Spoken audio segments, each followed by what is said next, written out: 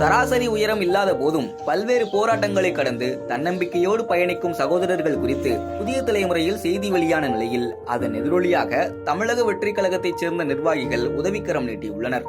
தன்னோடு நடித்த அனுபவங்களை பகிர்ந்த சகோதரர்களின் வீடியோவை பார்த்த விஜய் அவர்களுக்கு உடனடியாக உதவி செய்யுங்கள் என்று உத்தரவிட்டதன் பேரில் நேரில் சந்தித்த நிர்வாகிகள் உதவி செய்துள்ளனர்.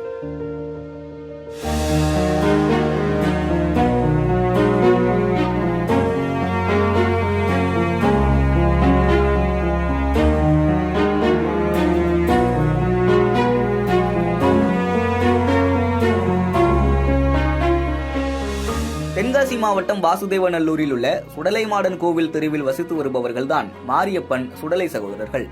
சராசரி உயரம் இல்லாமல் 1.5 அடி 3 அடி உயரமே கொண்ட இவர்கள் தன்னம்பிக்கையால் ஊரே திரும்பி பார்க்கும் அளவிற்கு உயர்ந்துள்ளனர்.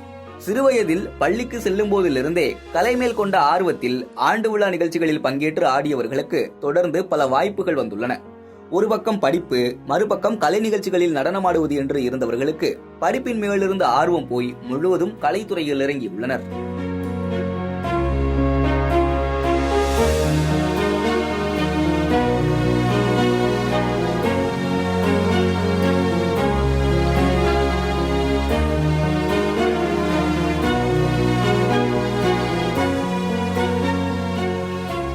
இவனை விட்டு நான் பெரிய மாட்டேன், நான் எதையும் விட்டு அவன் பெரிய மாட்டான்.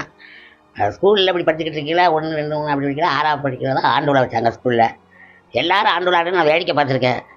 இவங்களையும் ஆண்டு விழாவில் ஒரு பண்ணால் மற்றவங்க பார்ப்பாங்க அப்படின்னு சொல்லி எங்களுக்கு ஒரு பாட்டு எங்களுக்குன்னு எடுத்து அவங்க மேடையில் ஏற்றி விட்டாங்க.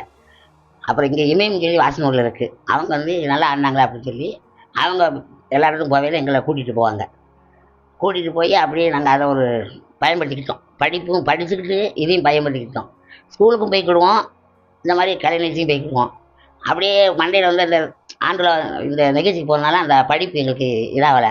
அப்புறம் இதவே நாங்கள் கண்ட்ரோல் பண்ணி அடுத்து எங்களை வெளியூரில் தூத்துக்குடி, கோயில்பட்டி இப்படி பல ஊர்களெல்லாம் கூப்பிட்டு நாங்கள் இதில் வந்து ஒரு 30 வருஷமாக இருக்கோம் இந்த தொழிலில்.